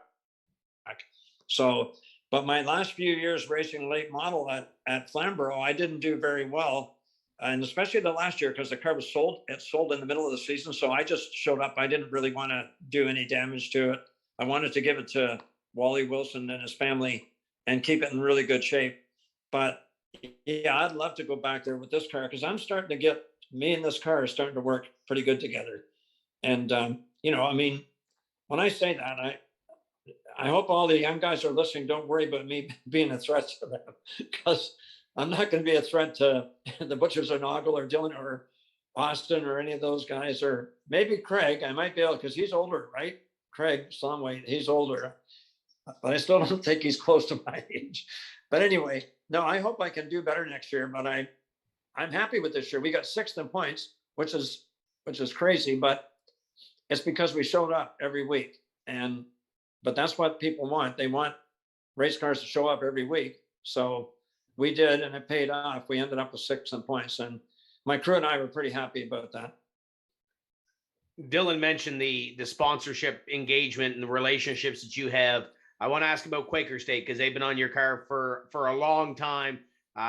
Talk about the relationship between you and Quaker State.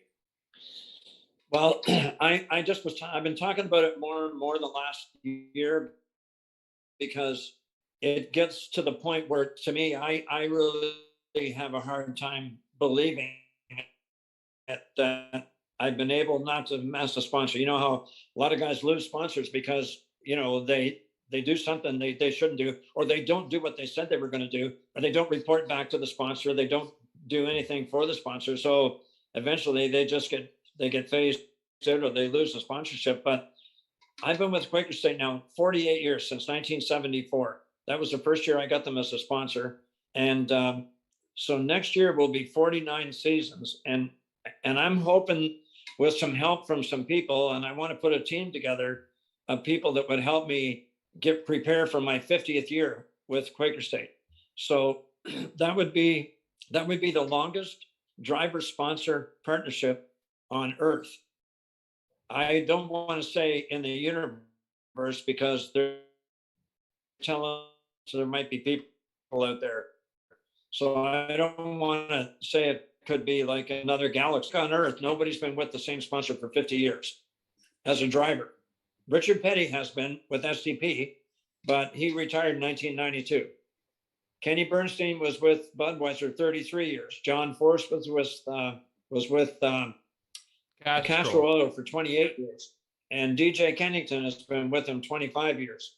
So DJ Kennington will be 116 years old if he wants to try to match mine. I'm only kidding. We keep joking about Cy Harvey's going to be around for another 40 years. So maybe DJ can drink from the fountain of youth and get there too. I want to ask about the most popular driver award, because last year you were able to get the TCM most popular driver award. The fans came out in droves, and we start voting here in about a week and a half. So what do you got to do to win that thing again? Well, now for best appearing car, is that first again? The best appearing car is comes up in round 3 of the voting, but the most popular driver was the one you excelled in last year, it seemed. Yeah. Now is that going to be the first one? No, the most popular driver will be the first one. Oh, okay. So have I been nominated? You have been nominated. Okay. All right. So good. So you know what I think, we don't cause any trouble at the racetracks. We're fan friendly. We love fans. I do a lot of shows. I do a lot of events. I promote my sport, and I promote my sponsors. And and really promoting the sport is as important to me as promoting my sponsors. So when I go, I've done 4 off-track events this year, 3 at Canadian Tire and 1 at Pie Chevrolet. So when I do those, it helps everything. Helps all my sponsors, and it helps, so I mean, it's hard to beat, when a guy wins a lot of races, he could be the most popular. But then if you have 3 or 4 guys that are very popular at winning, the voting gets divided up. So, you know what I mean? I got a big fan base, and they love me. And, I was really honored, by the way, and thank you very much even for having that. That was an honor to win that award. And I really wanted so bad to win best appearing car. But we got the fan vote, but then you sent it to a whole bunch of Ashton Tucker's pit crew to vote for the best appearing car, so he got it. Yeah, there's that panel vote that'll get you every time, and yeah. There's always this year, and this year's a brand new year with the Kings County Performance best appearing car, and that'll come up with the final 5 in round number 3. So you're nominated on that one too. I haven't updated the listing yet, but I know you are there. We're coming up near the end of the show here, Gary. I want to give an opportunity to let you have some time for that crew, because I know you've got a dedicated crew, get dedicated sponsors on this race car. Who makes it happen for you each week? Yeah, you know what? I appreciate that very much. And when I came here, I had no crew. And so I just want to just shout out for Shannon Riley and Bob Landry, obviously, Jeff DaCosta, Chris White, Tyler Hallahan. He's been my spotter for 2 years, and he's been better every week out. He gets better. And a new guy come on, a young guy, Jack Lins, and they all approached me because they just wanted to learn on a pro stock. And so it was great for me because last year was a new car, new to me. It was, it's a lot newer than the one I had before, but it's a new car, new crew, and new tracks. So we learned a lot last year, and then we worked on the car over the winter, and they did a fantastic job to help me get the car ready, because we were good right from the beginning as far as nothing falling off the car. And the car was, nothing's been like all year. The car's always been ready to go. And so obviously I'd like to thank my crew and my sponsors, obviously Quaker State and Lincoln, PPG, Permatex. There's a sponsor I had at Flamborough Speedway. It's called Flamborough Machine Shop. He was with me for like 15 or 16 years, but he sold the business. So this was his last year with me. And then another Ontario sponsor was Grindstone Landscaping. And then Inscapes does all my autograph cars. So they do these. And they stayed with me from Ontario. And down here, I got Pye Chevrolet and Strictly Hydraulics, which really, really helped me. And Wingnut Productions, they send me pictures from the races so I can update my website. And then Finish Line, Kirk Alexander. Man, oh man, like what a beautiful job he did on my car. Like that, I've won best appearing car over my career 20 times. And I think this is the best looking race car I've ever had. So, but my modified in 2019 was a home run. And anyway, I just, that's really important for me to go out and make sure. So if we could win most popular driver based on what the car looked like, that could give us some points too. Derek's joking in the chat. Try to tell Tim where Murray Siding is. I have an idea where Murray Siding is. I've been over there before, but it's almost like, and Dylan can kind of allude to this, when you're from Cole Harbor, Dartmouth is kind of the same area, right? It's kind of Murray Siding's in the same area as Truro, right? Truro should be, so there's Truro, Salmon River, Bible Hill, and Valley, all within the same size as Maple Leaf Gardens. They're all right there. They're all bumper to bumper, like they're all little towns. And I'm only like 5 minutes from Truro. So I don't know if you know where the Superstore is, but the Superstore, if you just go east from there, I'm only like 6 minutes from there. So yeah, it's pretty close. And I think Dylan Blankhorn was from Brookside for a long time, but I think we just grouped it into Truro. But now he's been hopping back and forth between, I think, North River at one point and now out Shorts Lake. So I think we're just going to continue to group him as Truro. The geography has never been good on my side, but I think we get by. Gary, this has been a blast. We're coming up to the top of the hour, so we got to let you go. We wish you all the best. I'll get up at the museum at some point during this off season. Sounds good. Thank you very much for having me on the show, and I love your program. Thank you. That's Gary Elliott, driver of the number 36, Canada's Ironman. And Dylan, once again, that's another show. We're wrapped up again. That 2 hours flew by quick. It was a great conversation with Gary there, Austin MacDonald, and Dr. Dirt, Rick Balser. It's kind of like a book there. We had the older generation, the in-between, we can call Rick Balser, and the newer generation racing with Austin MacDonald, and three guys are still going at it. Great to see the success in different levels that Ricky and Austin and Gary have had. And, usually at this time of year, Tim, we're kind of winding things down. Like usually there's no racing, but that is not the case this weekend and next weekend as well. Yeah, busiest weekend that we're going to have to end off the season. Multiple racetracks in action. Obviously, Valley Raceway, Lake Dowsett on Sunday is going to be the big one. Saturday, Speedway Mirror Machine. You can find that on timscorner.tv. Want to thank all the folks that put on our TV presentations. There's 35 names on this list, from camera people to on-air talent to producers. Brandon Campbell's name's on here, I think, at least once. We might try to slide him on here twice or three times just because he's that important. I should be the whole list. Oh, you should be the whole list. I mean, yeah, scratch the others. you are listed right beside Brittany Hoyt just because that's the way it alphabetically works. So I mean, you should be honored. I want that, a right? big name at the top. Big name at the top. We'll move you up a couple of ranks. But Thank you. Yes, I want to thank everybody because it takes a village to put this all together. And looking forward to seeing everybody in Miramichi on a Saturday, and of course our partners that help put this on. This has been fun. We'll be back again at it next week. Sydney Speedway comes up next weekend. I'm going to be in Sydney on Wednesday, so we're going to have to get creative. I think Denver's coming back. Denver's had a 2-week vacation, boys. I think he's ready to come back, right? I don't know if he's.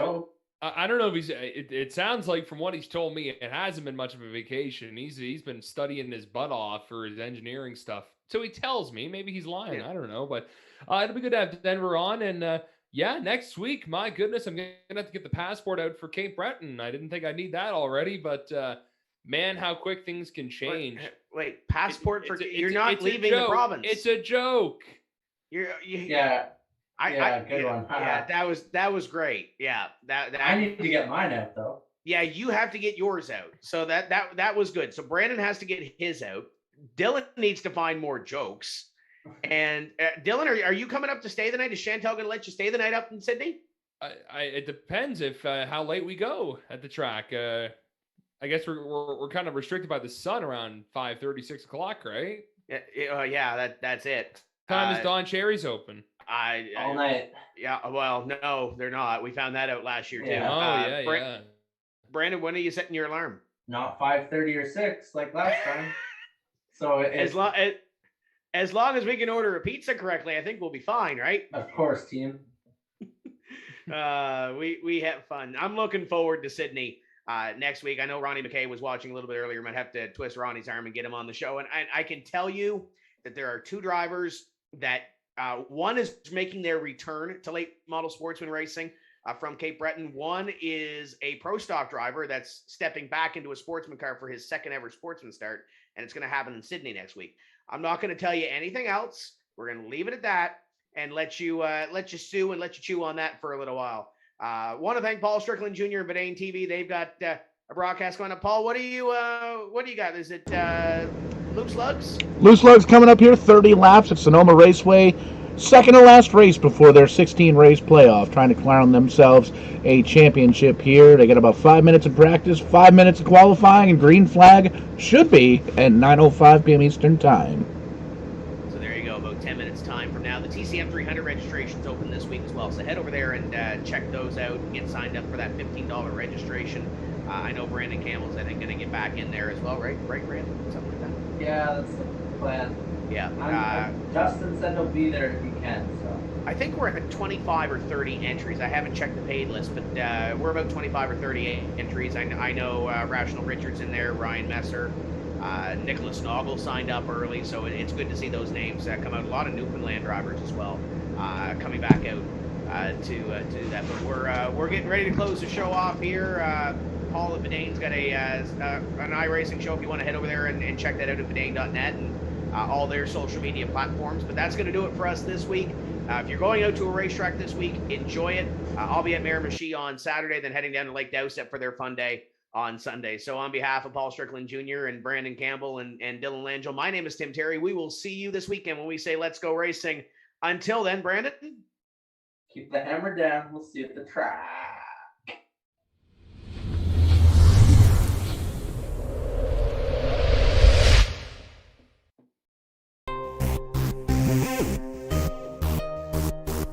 Mm-hmm.